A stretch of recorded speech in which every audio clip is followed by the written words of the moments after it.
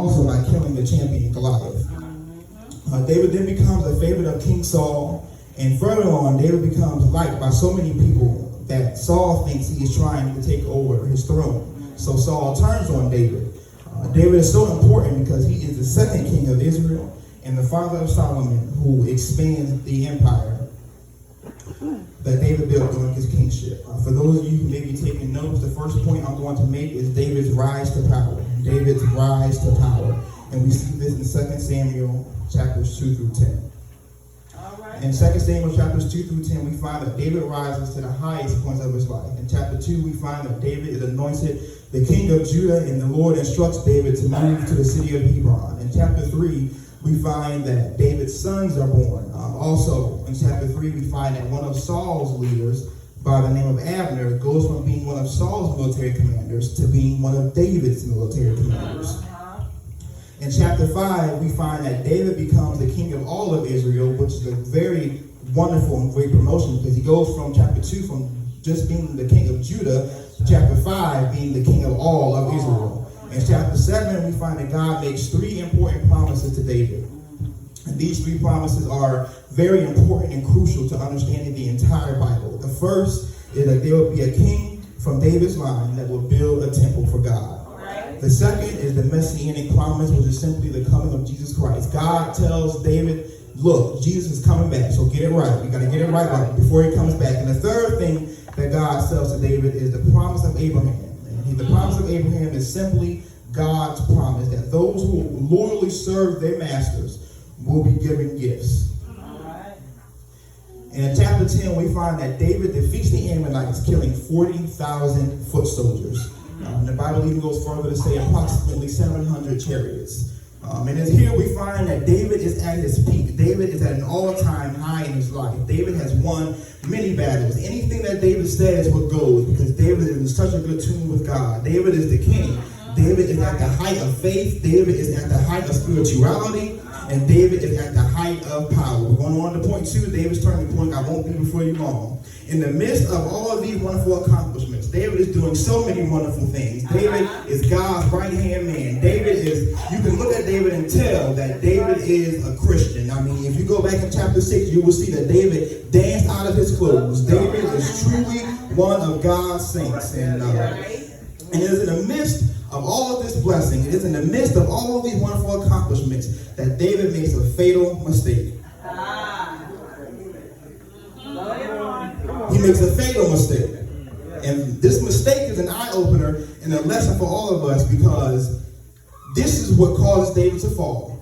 Regardless of his status, regardless of his victories, and regardless of his tune with God. And this lets us know that we are all vulnerable. No matter what we do or know, we are all vulnerable. No matter how high we put every job, we are all vulnerable. No matter if you are the chief of police, the president of the United States, the U.S. Senator, no matter what title you hold, this lets us know that we are all vulnerable. So don't ever get too high when you forget that when you came from love. Don't ever get too high to the point that you forget that you were created from dust. Don't ever get too high to the point where you got to acknowledge God, because He was going to give you the strength to be able to get to that high point. Amen? Amen. Amen.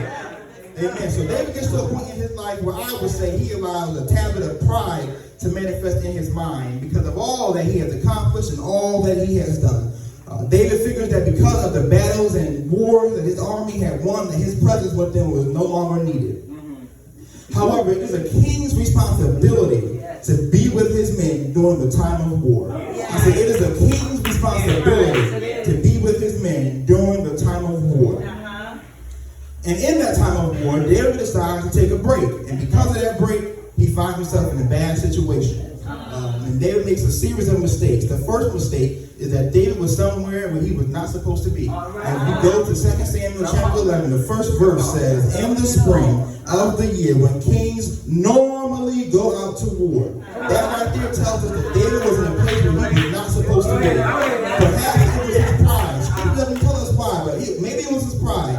Maybe David stayed home because he thought it was the safest place for him. But the point of the matter is, God had a plan for David.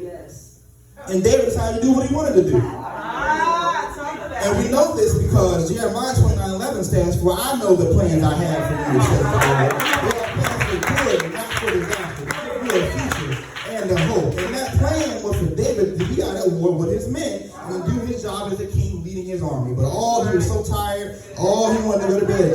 he needed a break.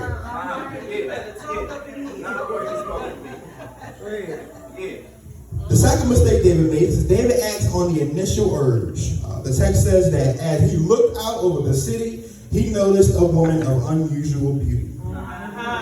At this point in time, David should have not allowed looking at Bathsheba to catch traction in his mind. It is not the same to look at a woman or to look at a man and say that he or she is pretty or handsome. However, it is a sin to indulge on that look and follow through with your sin. David should have walked over to the other side of the room. David should have saw what's going on that side of the room.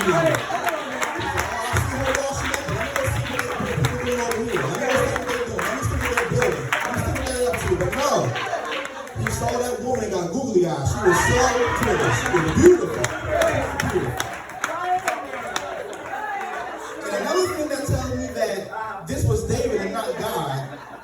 Now, just make sure we're on the same page. We know that, first of all, God had a plan for David. That was to be out at war. The second thing is, that confirms that this was David and not God, is James 1, 13 and 15, when it says, when tempted, no one should say, God is tempting me. For God cannot be tempted by evil, nor does he tempt anyone. But each person is tempted when they are dragged away by their own evil desire and enticed. Then after desire has conceived, it gives birth to sin. And sin, when it's full grown, gives birth to death. So that lets us know that God didn't put him up to that. This lets us know that if David would have simply went out to war and did what he was supposed to be doing, he wouldn't have been in a situation where he saw Bathsheba. So David put himself in that situation of temptation. And this lets us know that sometimes in life we may do things on our own will. I can be a witness to that. We may do things because we think that's what's right. We think we're so tired. We think we need a break. But who gives you the strength from day to day? I don't know about you, but the song says the blood reaches from the highest mountain to the lowest valley. And it reaches and it gives me strength from day to day to day to day to day. So it lets us know that we have to lean on the Lord, not to our own understanding. I'm telling you, I'm preaching from experience. God has a plan for us. And we have to stay true to his plan. I'm serious. I am serious. I'm serious. Okay.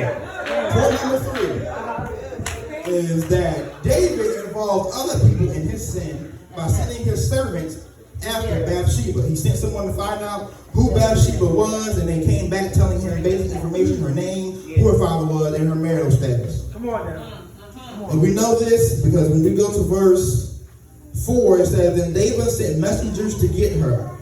And when she came to the palace, he slept with her. We also know this because in verse 3, which is the first time he sent someone after her, it says he sent someone to find out who she was, and he was told she is Bathsheba, the daughter of Eliam, and the wife of Uriah the Hittite. So how does this relate to us? So a lot of us may, if we don't have it now, we have it at some point. We've had those friends that say, here, try this. Here, do this. Here, come on, try this. And you don't have to do it, but I'm just giving you the option to do it. You don't have to smoke, but I'm just giving you the option to smoke. It's good. It's going to make you feel good. Oh, come on. I'm preaching to somebody. Come on. But I'm just that experience. And I'm here to let you know that you can resist the temptation. Remember what you have been taught. And remember your values. Because your friends don't have a heaven and hell to put you on. And on the flip side of that coin, if you are the one who's doing bad, if you are the one who's battling temptation, if you are the one who's battling smoking or spending money or whatever you may be battling, don't go around getting your friends and your family and everybody else involved in your sin. That's your problem. It's not your friend's problem. So don't go dragging other people into your sin when you know they are trying to do right. Because that's always what happens. When we try to do right, here comes wrong. And here comes sin. Here comes the devil. So at this point, David stands even further because he knows that Bathsheba is married and he still doesn't turn away. He is still pursuing her. So that's verse 3. He sent someone to find out who she was, and he was told she's Bathsheba, the daughter of Eliam, and the wife of Uriah the Hittite. The 4th verse says, then David sent messengers to get her, and when she came to the palace, he slept with her. All right. All right now. Oh, man. I don't want to make nobody upset. However, go ahead. Come on. Come on, preach it. He sends another person to get her and bring her back to him so that he can sleep with her. Knowing she's a married woman. Knowing she's a married woman. And at this point, David makes another mistake because he could have said, okay, I know you're married. I looked at you. You were beautiful, but I can't do this. That's right. But no. That's right. Come on. He gives in to temptation.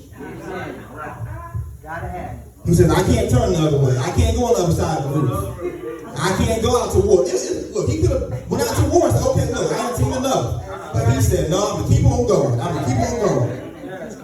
The fifth mistake David makes is that when Bathsheba sent David a message telling him that she's pregnant, David goes even further to cover up the entire scheme.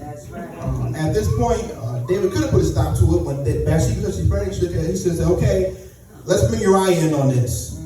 We went far enough. I done got you pregnant. I done committed adultery. That's right. But no, he keeps on going. He keeps on going further because David, as we find even in 2 Samuel 1, 1 Samuel, David is very blessed. Everything he has worked for. So he doesn't want to ruin the reputation that he has for himself. Come on. So he goes far and far and far to try to cover up his scheme. Okay? So the sixth mistake that David makes, after Bathsheba tells him that she's pregnant, David sends a message to Joab. And Joab, for those of you who don't know, are one of David's military commanders out at war. David sends a message to Joab and says, bring me Uriah the Hittite. And at this point, David makes small talk with Uriah and tries to get Uriah to go home and sleep with his wife so that when the baby is born, Uriah will think that it's his own baby. I'm telling you, David is going far and far and far to cover up the scheme. And we know this because in verse 6 it says, then David sent word to Joab, send me Uriah the Hittite. So Joab sent him to David. When Uriah arrived, David asked him how Joab and the army were getting along and how the war was progressing. Then he told Uriah, go on home and relax. David even sent a gift to Uriah after he had left the palace. But Uriah did not go home. He slept that night at the palace entrance with his king's palace guard. When David heard that Uriah had not gone home, he summoned him and asked, what's the matter? Why didn't you go home last night after being away for so long? Uriah replied, the ark and the enemies of Israel and Judah are living in tents. And Joab and my master's men are camping in the open fields. How can I go home to wine and dine with my wife? I swear that I would never do such a thing. So David said, well, stay here today, and tomorrow you may return to the army.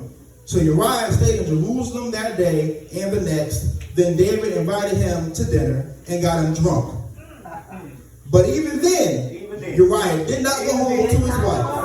Again, he slept at the palace entrance in the king's palace with the king's palace guard. He got the man drunk, trying to go home so he can sleep with his wife and cover up his scheme. And this lets us know that Uriah is a faithful servant. Uriah says, how can I go home when my men are fighting and dying, sleeping in tents and doing things to serve you and our God? I can't go home and wine with my wife. I can't go home and dine with my wife. So how does this relate to us? What I want you guys to know is when you're facing temptation, you be the Uriah at your school. You be faithful. You be the Uriah in the hallway. When people in the bathroom are trying to invite you to do jewels, I know that's what you do now, jewels and smoking, you deny the temptation. You don't allow them to bring you into the evil. When you're at your work, you be the Uriah. You be faithful. You do your job. When you're in church, you be Uriah. You do the things that God wants you to do. When you're at home, you be Uriah. You walk in your integrity and you walk in your holiness. Let others be able to see in you the God you serve. You shouldn't have to tell people you are a Christian. Your actions and dedication should show it, just like Uriah did.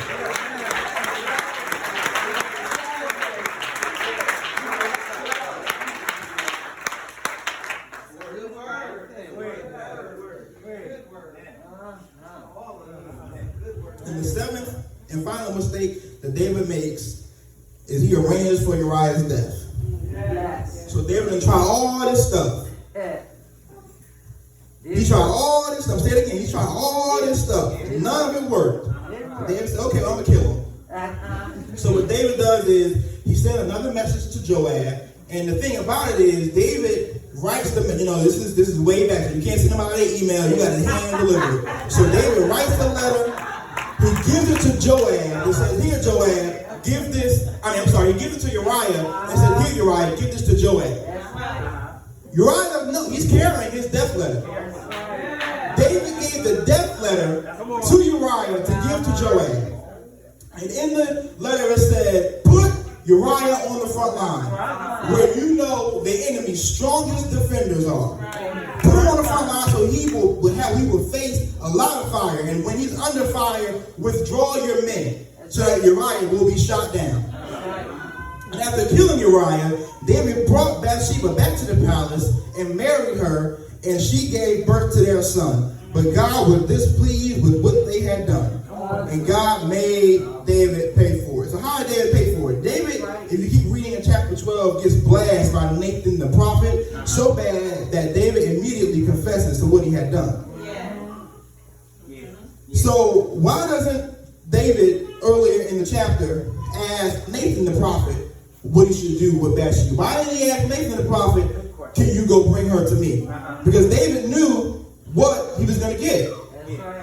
And it lets us know sometimes in life we surround ourselves with people who we know are going to tell us what we want to hear. But that's not always the right decision. Sometimes, even my friends know, I don't always tell them what they want to hear. I'm very different from everybody else in our group. So sometimes you have to surround yourself with people who will get you to your next point. You have to surround yourself with people who won't cause you to go down. You have to surround yourself with people who will get you from point A to point B. You have to surround yourself with people who you can call and say, look, I'm going through this. You have to surround yourself with people who will tell you to go to the other rooftop. You have to surround yourself with people who will tell you what you want to hear, but will tell you what you need to hear. You have to surround yourself with people like Uriah. Surround yourself with people you can call on when you need something done. Not because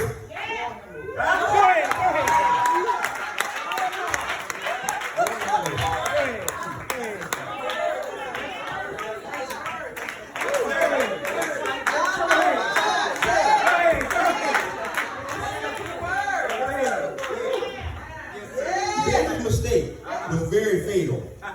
It wasn't for him, but for fear of his children.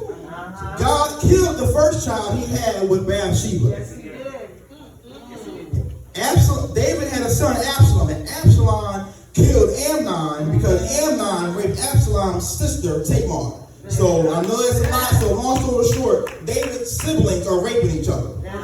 And the third thing that happened is Absalom then tries to oust David from his throne and bring him down from power. But then David's men kill Absalom in battle. So 3 sons are now dead because David did not turn around on that roof. So although God forgave David for his sin, he made him pay for it. So can I take out of church for a minute? And I'm done. But come on, Donnie, help me out. So I say all of this to say what? Just like David, we may find ourselves in a situation where we desire a break. Or just like David, we may take that break, and that is when we would least expect to get sidetracked. Just like David, we may be walking on our roof. We may be walking down the street. We may be walking down the hall. We may be walking to the bathroom. Or driving down the street. And we may be tempted with things that other people present to us. We may be tempted with weed. We may be tempted with dope. We may be tempted to get drunk. We may be tempted with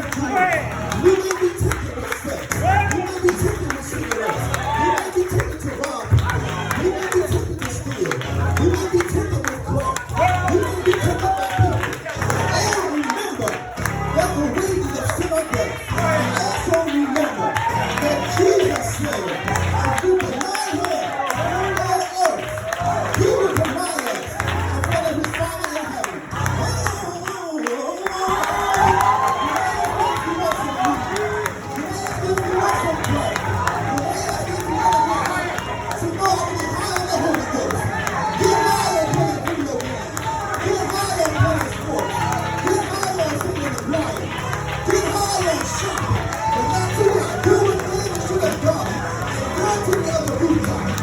When I ask you if you want some alcohol, sit down and sip on the blood of Jesus. Understand you have a God who loves you. Understand you don't have to yield to temptation. Understand that with every temptation, God has given us a means of escape.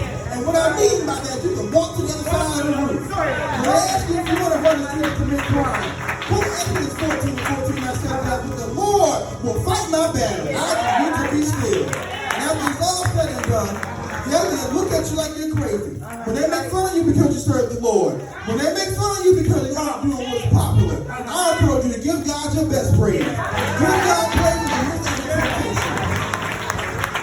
Shout like David should have did. Praise your enemies away. Praise your demons away. Praise your drug addiction away. Praise your way over. Praise your way out. And praise your way through. Oh Lord, give God a praise.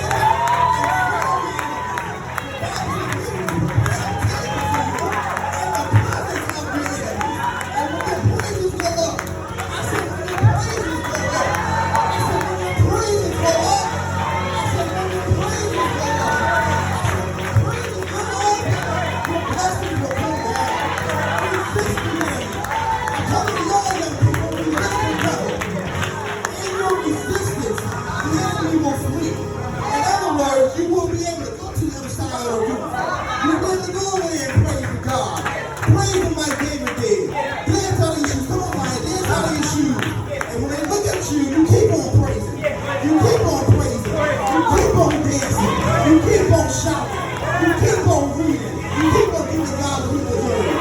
Oh, give Him what He deserves. Heaven and hell put you on. I don't know about you, but I feel like giving God a praise. Because He's been real good. He's been mighty good. He's been so good. Yeah. He's been good.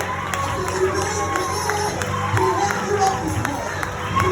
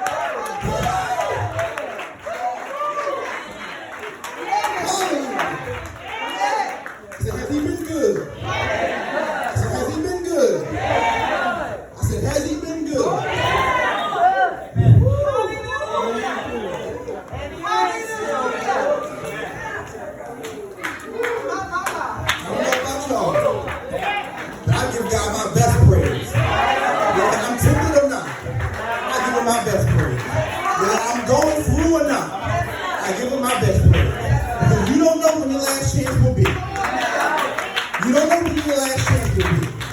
So every opportunity you have, whether it's preaching, singing, praise dancing, any opportunity you have to give God the glory, you make sure you do your best.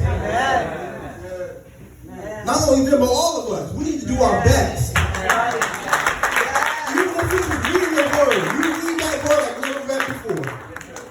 Because he's been real good. He deserves all the honor and glory. At this point in time, open the door to the church. If there's anybody in here that doesn't know the Lord as their personal Lord and Savior, I just have some soft music. If there's anybody here that don't know the Lord as their personal Lord and Savior, I ask that you will come down the aisle. And the people of Disney Nichols A&E, they will make sure that you know God. They will make sure